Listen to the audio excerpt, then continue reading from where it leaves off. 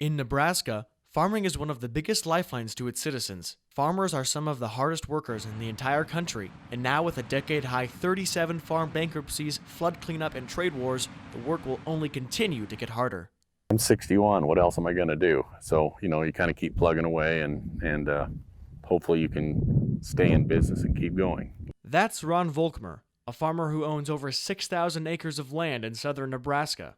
He's been a farmer for his entire life, and he struggles to battle new challenges each day. There's all kinds of obstacles anymore, yeah. There's challenges for everyone, I'm afraid. After the 100-year flood in March of 2019, problems for Midwest farmers have only escalated, as Nebraska Farm Bureau economist Jay Rempe explains.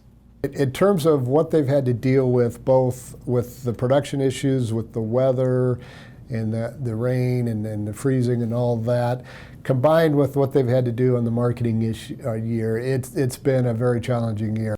Adding to the flood damages, the recent trade war with China has been a major hit to the Nebraska farmers, continuing to keep commodity prices low and make farmers like Volk Myr worried about the future. Punching and counterpunching taking place right now in what has become a full-fledged trade war between the U.S.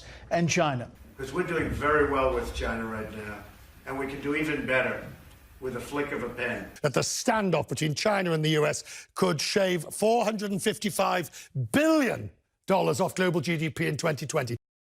If you had all your production in a bin and it's unsold and you're hoping for higher prices, well, what if those prices don't come? Because I'm very afraid that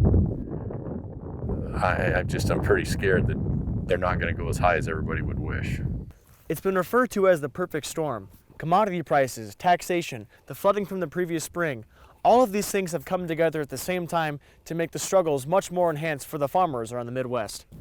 Others have described it as the perfect storm for agriculture, and it has, because there's a lot, like we've talked about, the flooding, the trade disputes, and the markets, and those kind of things that have hit at ag. A graph from the U.S. Department of Agriculture shows Nebraska's corn bushels by acre since 2000. After the 2011 flood, the corn production took a major hit, but climbed its way back up, and unfortunately, it looks like it may be back on the decline after a record high year in 2018. Conditions like this have turned some farmers away from the profession entirely.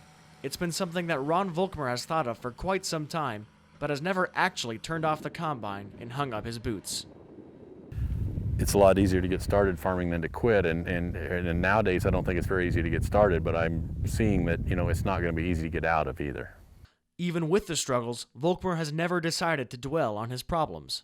The relationships with people and hopefully, good Lord willing, and the creek don't rise too high, we'll get to do it again for a few more years. The Midwest farmers will continue to fight the issues head first, and one can only hope that things will begin to improve for these farmers and their families.